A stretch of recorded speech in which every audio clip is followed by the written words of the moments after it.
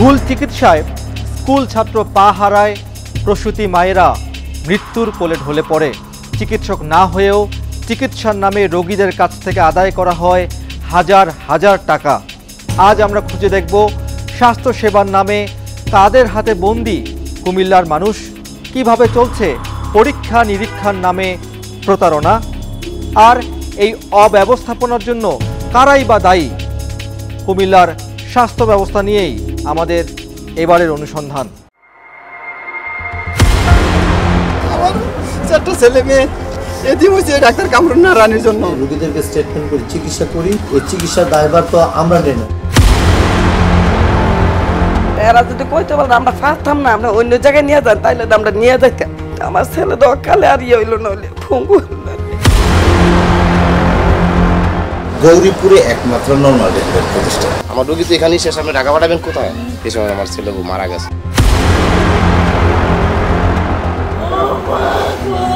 আমি ডাক্তারের সাথে কথা বলতে আসছি, ওই আইসা আমার সাথে দালালি শুরু করছি।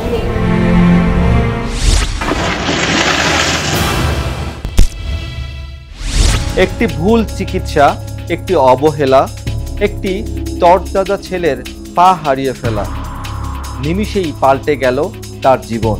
সে বেঁচে আছে কিন্তু হারিয়ে ফেলেছে চলার অধিকার। চলুন পরিচিত হই নাজমুলের সাথে। কি ঘটেছিল তার জীবনে? আজ আমরা অনুসন্ধানে যাচ্ছি ঢাকা থেকে ১০০ কিলোমিটার দূরে কুমিল্লা জেলায়। প্রবাসীদের আয় এ জেলার অর্থনৈতিক অবস্থার আমূল পরিবর্তন করে দিয়েছে। অবাক করার বিষয় হলো, এই জেলায় শুধু নিবন্ধিত ডায়াগনস্টিক সেন্টার আর ক্লিনিক রয়েছে ৪৮৩টি, আর এর বাইরে আরও শতাধিক ক্লিনিক ও হাসপাতাল রয়েছে। এমনই একটি বেসরকারি হাসপাতালে সেবা নিয়েছিল বাঞ্ছারামপুর উপজেলার এসএসসি পরীক্ষার্থী নাজমুল। আমরা তার সাথে দেখা করতে চাই। এমন কি হলো তার জীবনে? ডাক্তারে ভুল ট্রিটমেন্ট করছে, এর জন্য পাটা এরকম হয়ে গেছে। মানে বাইকটা স্লিপ কেটে কিন্তু গাড়ি লেবাইছে, স্লিপ কেটে ফিরে গেছে। ফরার সাথে সাথে কোনো ইয়া নাই, হ্যাঁ বলতে পারে না। হেরা নিয়ে আমিও ছিলাম, দেবীদ্বার আসছি। দেবীদ্বার আসার পরে হেরা কইছে প্লাস্টার করতে হইব। এই জসিম ডাক্তারের চেম্বারে বলছি ঠিক আছে প্লাস্টার করেন। তারপরে প্লাস্টার করছে দিয়ে বলছে আপনার ৭ দিন পরে আবার আসতে হইব। একই টি শার্ট পরে মাঠ জুড়ে হাসি মুখে ছুটে বেড়ানো ছেলেটিকে আর দেখা যাবে না হয়তোবা মাঠে। তার এমন পরিণতি শুধু পরিবার নয়, নাজমুলের গোটা জীবনকেই স্তব্ধ করে দিয়েছে। আবার ফোন দিই, স্যার এমন তো আবার ব্যথাও করে ইয়া করে, তাইলে নিয়ে আসছেন। ৩ দিন পর কেছে নিয়ে আসছেন। যন্ত্র দিয়ে আঙ্গুলটা দৌড়ে এমনি দেখছে, দেখার পরে আর আমার দেখছে খারাপ, তখন আপনারা নিয়ে ঢাকা চলে যান। আর এরা যদি কইতে বলেন আমরা পারতাম না, আমরা অন্য জায়গায় নিয়ে যান, তাইলে আমরা নিয়ে যাইতাম, কোনো সমস্যা ছিল না। আমার ছেলে তো কালে আর ইয়ে হইল নইলে ফঙ্গু হইল। অনুসন্ধানের এক পর্যায়ে আমরা ফিরব নাজমুলের চিকিৎসার নামে যে অপচিকিৎসা হয়েছে তার প্রমাণ নিয়ে। কিন্তু একজন মা যখন তার সন্তানকে জন্ম দিতে গিয়ে অপারেশনের টেবিলেই লাশ হয়ে যান, আর যখন নাকি মৃত্যুর আগেই তিনি নিজেই রেখে গেছেন অভিযোগের রেকর্ড, তখন স্বাভাবিকভাবেই প্রশ্ন ওঠে স্বাস্থ্য ব্যবস্থা এবং সামাজিক দায়বদ্ধতা নিয়ে। কুমিল্লার দেবিদ্বার উপজেলা, এখানে রয়েছে অর্ধ শতাধিক বেসরকারি হাসপাতাল ও ক্লিনিক। এর মধ্যে একটি হলো দেবিদ্বার স্কয়ার হাসপাতাল। সেখানে ভর্তি হয়েছিলেন এক প্রসূতি নারী যার নাম মুক্তা সরকার। সন্তান জন্ম দিলেও মুক্তা আর জীবিত ফিরে আসেনি। এমন সংবাদ আমাদের কাছে আসার পর দেবিদ্বার উপজেলার যুক্তগ্রাম এলাকায় মুক্তাদের বাড়িতে টিম তালাশ। সেখানে গিয়ে দেখতে পাই এক হৃদয় বিদারক দৃশ্য। স্বজনদের কান্নায় ভারী হয়ে উঠছিল চারপাশ। আমার মেয়েরে শেষ করলো রে, ৬০টা নায়নাত করে এতিম করলো রে ভাই। এতিম হয়েছে ডাক্তার কামরুন নারায়ণের জন্য। সে দেবিদ্বারের এমন ওর দ্বারা অনেক ক্ষতিগ্রস্ত হয়েছে, ফ্যামিলি অনেক ক্ষতিগ্রস্ত হয়েছে। আমি চাই এই ডাক্তার কামরুন নারায়ণ দেবিদ্বার থেকে বিদায় হোক। মুক্তা মৃত্যুর আগে হাসপাতালের বেডে শুয়ে তার একটি ভিডিও রেকর্ড করেন স্বজনরা। সেই ভিডিওতে মুক্তা নিজেই বলেছিলেন কি ঘটেছিল তার সঙ্গে। যে করছে ওইখানেই সমস্যা করছে, ওর যে মেয়েদের নাকি একটা জরায়ুতে ফুল থাকে ওইটা নিচে, সেটা লিখা দেয় নাই। তখন ওই ডাক্তার কামরুন্নাহার রানী নাকি এই আলট্রা দেখা তার যেই ইয়াতে উল্টা হাত দিয়ে ফেলছে। হাত দেওয়ার পর ওই সাথে নার্সরা বলছে যে আপনি এটা কি করলেন, এটা তো আপনি ক্ষতি করে ফেলছেন। সে বলে গেছে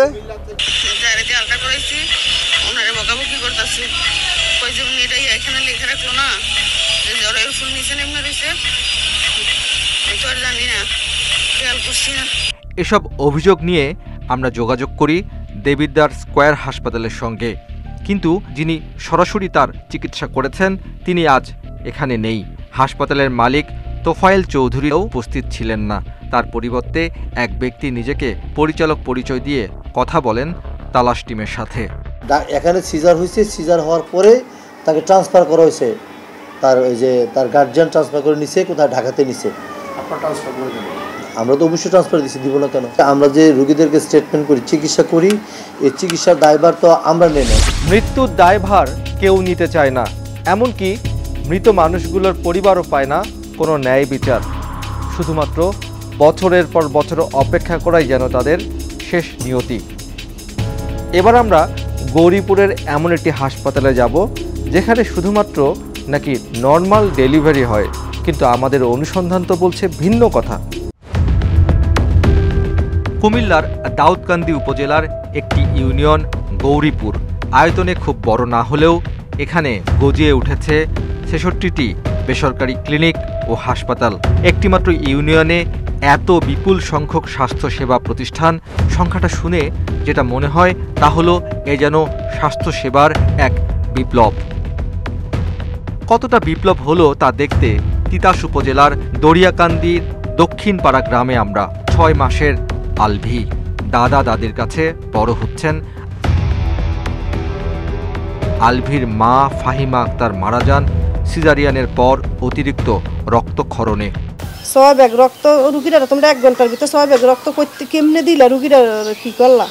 এরপরে দেয়া অন্য হাসপাতালের থেকে আবার ডাক্তার আনছে, মহিলা ডাক্তার আনছে, পরে মহিলা ডাক্তার আবার বললো কি জানি আপনারা এই সুইটা জানি দিচ্ছেন, সুইটা দেখেন। তা করে বলছে আপনারা যে কোনো উল্টা সুই দিয়া লাইছেন, বাবুর মার শরীর পুরা নীল হয়ে গেছে, এই নীল থেকে বিষাক্ত সুইটাতে মারা গেছে। হসপিটালে করা ছিল আশা মেডিকেল গরুপুর। আমি কই সমাধান কি চাম এখানে? আমি ছেলের মারা গেছে, এটার সমাধান কি? কয় আমরা তো তার বাবুর খরচের বিভাগে ২.৫ লক্ষ টাকা দিব।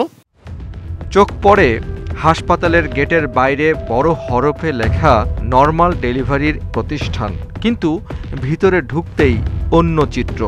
অপারেশন থিয়েটারের সামনে বসে আছে রোগীর স্বজন, আর ভিতরে সিজার অপারেশন। ডাক্তার ডেট দিয়েছিল কবে? আপনার বাচ্চা আমরা উল্টাই রুছে, এই জন্য আপনার সিজার করতেছে। হাসপাতালের তথ্য বলছে গত ১ মাসে এখানে ৩০টিরও বেশি সিজার হয়েছে। প্রশ্ন ওঠে, তাহলে নর্মাল ডেলিভারি কথাটা কি শুধু একটি প্রতারণামূলক ট্যাগলাইন?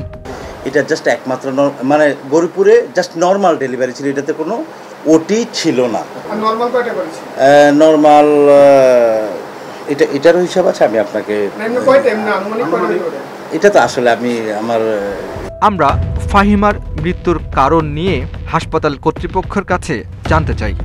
দরিয়াকান্দি দক্ষিণপাড়া গ্রামে একটা মানে হচ্ছে বিউসি জায়গা, এটা মীমাংসিত ব্যাপার, এটা মীমাংসিত ব্যাপার। হ্যাঁ, সবাই এটা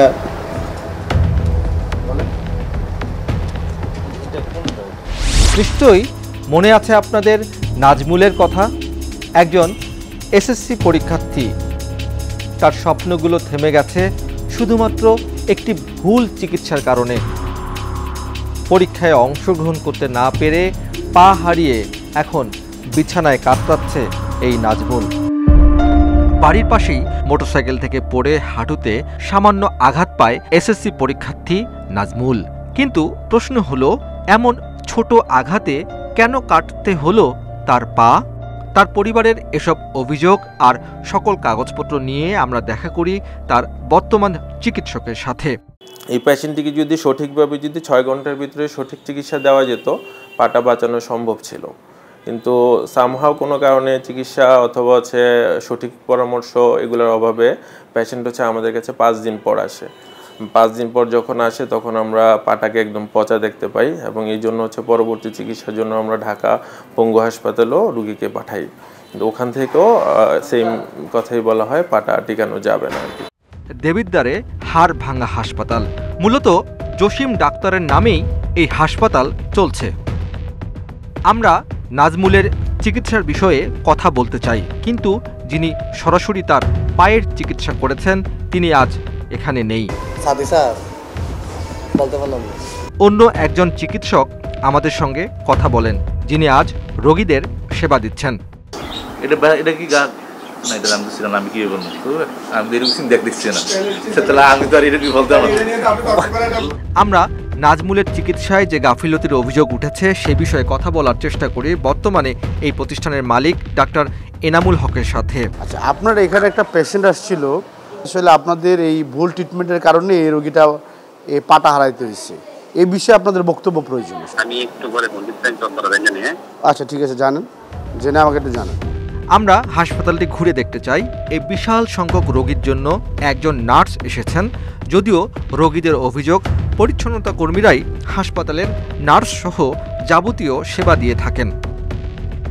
আগে নানান অভিযোগে বহুবার বন্ধ করা হয় এই হাসপাতাল, কিন্তু আবার খুলে এই একই ধরনের অপচিকিৎসার বাণিজ্যে নামে হাসপাতাল কর্তৃপক্ষ। নগদ টাকার হাতছানিতে ব্যাঙের ছাতার মতো গজিয়েছে নাম সর্বস্ব হাসপাতালগুলো। এখন মানুষ বাঁচবে নাকি মরবে সেটি এখন বড় প্রশ্ন। এবারে কুমিল্লার প্রাণকেন্দ্র অর্থাৎ শহরের হাসপাতালগুলোর স্বাস্থ্যসেবার মান কি তা দেখে আসা যাক। কুমিল্লার স্বাস্থ্যসেবা কতটা ভয়াবহ সে বিষয়ে তথ্য দিতে তালাশের সাথে কুমিল্লার একজন চিকিৎসক দেখা করতে চায়। 20 বছর হলো যে একটা ঢাকা মেডিকেল কলেজে ওটিতে সে ঝাড়ু দিছে, ঠিক আছে, অথবা পঙ্গু হাসপাতালে হলো যে সে হলো এরকম করছে, ডাক্তারদের জন্য চা এনে দিছে, তো সে ওখানে দেখছে না কিভাবে প্লাস্টার করতে হয়, তো ওখানে হয়তো তাকে বলছে তুমি একটু হেল্প করো, ওই দেখতে দেখতে সে হলো যে শিখে গেছে। এই দাওটা আপনার গড়ে উঠছে একদম রুট লেভেল থেকে গ্রাম পর্যায়ে। গ্রামের একজন ওষুধের দোকানদার, তো ওখানে সেও কিন্তু দালাল হিসেবে কাজ করে। অনেক অপ্রয়োজনীয় এরকম অনেক মূল্যবান দামি দামি ওষুধ লেখা হয়, তো এখন দেখা যায় যে এই ওষুধ লেখার বিনিময়ে হয়তো যে ডক্টর লিখতেছে এটার বিনিময়ে একটা ভালো একটা মশওয়ারা পায়। মুন হাসপাতালে ৬,০০০ টাকার ইনজেকশনের বিপরীতে নেওয়া হয়েছে ৩৪,৫০০ টাকা। ফেসবুকে ভাইরাল সেই ভিডিও নিয়ে দেশ জুড়ে আলোচনার ঝড়, কিন্তু সেদিন আসলে কি ঘটেছিল সে তথ্য জানতে পরিচালকের মুখোমুখি টিম তালাশ। আমাদেরকে কোনো অভিযোগ দেয় না, আমাদের অভিযোগপত্র আছে, আমার ডাইরেক্ট আমার নাম্বার দেয়া আছে। রুগী যেই বিষয়টা আমাদেরকে এসে বলে তখন তো আমরা অবশ্যই অ্যাকশন নিই। আর এই বিষয়টা এখন কোনো ডাক্তার তার চেম্বারের ভিতরে সে কি ধরনের ওষুধ করতেছে এটা তো আমি দেখার তো কোনো প্রশ্নই আসে না। আমরা সেই ডাক্তারের কাছেও জানতে চাই কিভাবে তার চেম্বারে এমন ঘটনা ঘটল। যে করেছে সে আমার সাথে প্রতারণা করেছে, আমার রোগীর সাথে প্রতারণা করেছে। আমি উপস্থিত ছিলাম না আমি চেম্বারে, এটা আমার দায় আছে, কেন আমার চেম্বারে হয়েছে। এবং এরপরে সাথে সাথেই আমি টাকা ফেরত দেওয়ার ব্যবস্থা করেছি এবং ওই অ্যাসিস্ট্যান্টকে আমি আমার চাকরি থেকে নাম করেছি। কুমিল্লা শহরে প্রায় 2 শতাধিক হাসপাতাল ও ক্লিনিক রয়েছে। এর মধ্যে 60টি প্রতিষ্ঠান নানা অনিয়মে বন্ধ করে দেয় কুমিল্লার সিভিল সার্জন। বেসরকারি সেবার মান নিয়ে আমরা কথা বলি সিভিল সার্জনের সাথে। বেসরকারি ক্লিনিক, হাসপাতাল, ডায়াগনস্টিক বা অন্যান্য ধরনের এগুলো আছে যেগুলোতে নাকি সেবা দেয়া হয়। বেশিরভাগ সম্বন্ধেই আমরা হয়তো ভালো শুনি, কিছু কিছু দু একটা আছে যেগুলো সম্বন্ধে মাঝে মাঝে অভিযোগ হয়, অভিযোগগুলো আমরা ব্যবস্থা নেই। দেবিদ্বারে হাড়ভাঙ্গা জসিম ডাক্তারের একটা হসপিটাল আছে, গতকালকে রাতে মনে হয় আমি এটা জিনিসটা শুনেছি। আমরা সেই অনুযায়ী একটা তদন্ত কমিটি করার কথা চিন্তা ভাবনা করতেছি এবং সম্ভবত এটা করা হয়ে যাবে, আজকেই হয়ে যাবে। আমরা এটা তদন্ত করব, তদন্ত করে প্রয়োজনীয় ব্যবস্থা করব। এতক্ষণ আমরা দেখেছি বেসরকারি সেবা খাত কিভাবে বাণিজ্যে ডুবে গেছে, কিন্তু তৃণমূল মানুষকে তো সরকারি হাসপাতালে যেতেই হয়। আর সেই হাসপাতালে যখন দালাল আর অ্যাম্বুলেন্স চালক হয়ে যান রাতের চিকিৎসক, তখন অবস্থাটা কি হয় একবার ভাবুন। 4 মিনিট পর ফিরছি। হাসপাতালে চিকিৎসক, নার্স সবাই আছেন, তবুও রাত হলে হাসপাতালের নিয়ন্ত্রণ চলে যায় দালাল আর অ্যাম্বুলেন্স চালকদের হাতে, যেন তারাই হাসপাতালের সর্বেসর্বা। রাতে হাসপাতালের চিত্র কি হয় তা দেখতে যেতে হবে কুমিল্লা মেডিকেল কলেজ হাসপাতালে। হাসপাতালের ৬ষ্ঠ তলায় টিম তালাশ। সেখানে আসছে একের পর এক রোগী। 2 ডাক্তারের বাইরে 3 জন রোগী আর বাকি সবাই দালাল। তারাই রোগীর কাছ থেকে রক্ত সংগ্রহ করে পরীক্ষায় পাঠাচ্ছেন। কিছুক্ষণ পর 3 তলা থেকে কান্নার আওয়াজ ভেসে আসছে।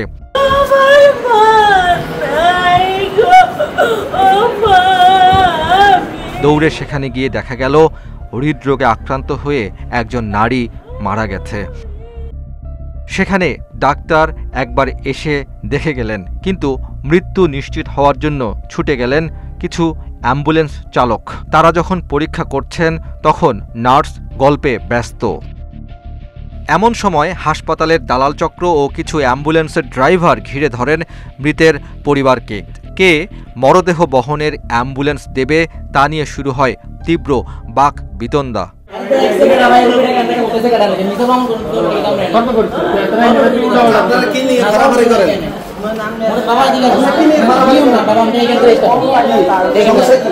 সবশেষ এই মরদেহ ফেনী যাওয়ার জন্য ৭,০০০ টাকা ভাড়া চাওয়া হয় আর ৫,০০০ টাকায় চুক্তি হয় লাশ নিয়ে যাওয়ার জন্য। কিন্তু দূরত্ব হিসাব করলে এখানে ভাড়া ২৫০০ টাকার বেশি হওয়ার কথা না। সবকিছুই যেন বন্দী এই দালালদের হাতে। এভাবেই মৃত ব্যক্তির লাশ নিয়ে চিকিৎসার নামে বাণিজ্য হয় সরকারি হাসপাতালে।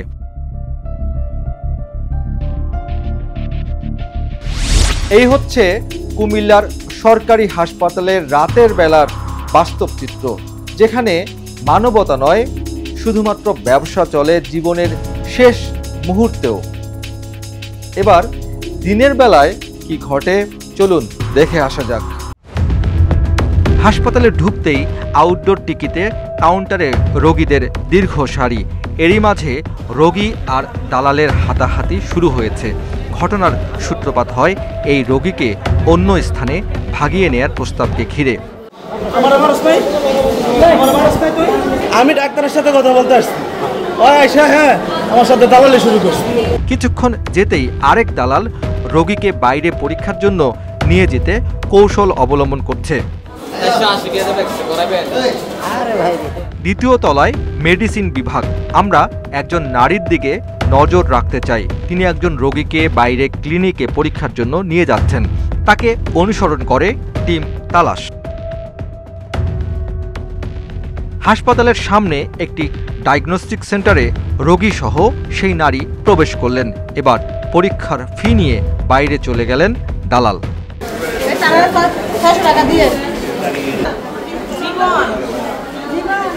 হাসপাতালের ডাক্তার নেই, আজকে রিপোর্ট পাওয়া যেত না। কে কইছে? ম্যাডামে কইছে। এই হাসপাতালে যারা পরীক্ষা করায় সবাই দালালের মাধ্যমে এখানে এসেছে। কত নিচ্ছে এক্সরে? 450। 450 একাই আসছে নাকি নিয়ে আসছে? একবার দালাল আছে না, দালাল হয়েছে। আবারও আমরা হাসপাতালে ফিরি। একই স্থানে সেই নারী তার স্বজন পরিচয় দিয়ে আরেক রোগীকে ডাক্তারের চেম্বারে প্রবেশের চেষ্টা করেন। এবার সরাসরি তার সাথে কথা বলতে চাই আমরা। মেডিকেলে কয়জন লোক আছে রোগী নেওয়ার জন্য? আমি আছি একটা জানি, ঠিক আছে, আরো লোক আছে, ঠিক আছে, কিন্তু কে কতজন আছে, কতজন স্টাফ আছে আমি এটা জানি। হাসপাতালের সবখানেই অব্যবস্থাপনা। এমআরআই, সিটি স্ক্যান মেশিন বন্ধ। বিভিন্ন রুমে অকেজ অবস্থায় পড়ে আছে অন্যান্য সব মেশিন। এসব অনিয়ম নিয়ে তালাশ কথা বলতে চায় হাসপাতালের পরিচালকের সাথে। কি বলবেন তিনি? জনগণকে সচেতন হতে হবে। আপনি তো একটা হসপিটালে ভর্তি হলেন, এখানে একটা সিস্টেম আছে, এখানকার ম্যান পাওয়ার আছে, আপনি তো আদেশ শরণাপন্ন হন। আর এইখানে দালাল নিয়ে যাচ্ছে এটা বুঝেন না, এটা কীভাবে হয়? এটা তো মানে বিশ্বাসযোগ্য ব্যাপারটা না। এমআরআই মেশিন একদম ফুল প্লেজেড ও একটা সুস্থ। এমআরআই রুমটার একটা শর্ত হচ্ছে কি, তামার একটা প্রলেপ দিয়ে পুরো রুমটাকে ঢেকে দেওয়া হয়। এই উপরে যে ছাদ দিছে ওর মধ্যে আপনি কপার থাকে, ওটা ভাঙে পড়ে গেছে। কুমিল্লার স্বাস্থ্যসেবার এই চিত্র আমাদের মনে করিয়ে দেয় চিকিৎসা ব্যবস্থার কাছে আমরা কতটা অসহায়। জীবন বাঁচাতে ছুটে চলে আসা রোগীরা যাতে ভুল চিকিৎসার অভাবে লাশ হয়ে ফিরে না যায়, দালাল আর সিন্ডিকেটের দেয়াল ভেঙে রোগীরা যেন পায় তাদের মৌলিক অধিকার। শুধু বাণিজ্য নয়, বাণিজ্যের পাশাপাশি সেবাই যেন হয় প্রধান উদ্দেশ্য।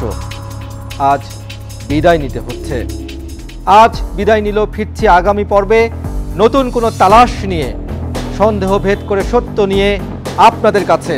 সে পর্যন্ত আপনিও জারি রাখুন অনুসন্ধান। মনে সন্দেহ জাগায় এমন কিছু দেখলে তালাশ করুন, ভেঙে ফেলুন দৃষ্টির সীমানা। তালাশ টিম থাকবে আপনার সাথে।